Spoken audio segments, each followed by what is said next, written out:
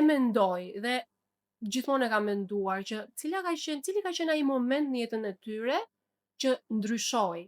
Sidomos kur dëgjoja histori emigrantësh, për shembull që e kishin nisur nga zero. Thoja, okay, çfarë ka ndryshe ky njeriu? Çfarë bëri ndryshe që e ndryshoi jetën? Pika e kthesës. Pika e kthesës. Cila është pika e kthesës? Kjo gjë më ka intriguar gjithmonë. Dhe nëse do pyesje ose nëse do dëgjoje pak nga historia ose nëse do lexoje ndërreshta, ishte një moment që ky person ka marrë një rrezik, një guxim, një risk përsipër. Po themi guxim është fjala e dur, pra ti guxon të dalësh nga ajo zona e sigurisë ku ke qëndruar për shumë gjatë dhe të bësh diçka ndryshe.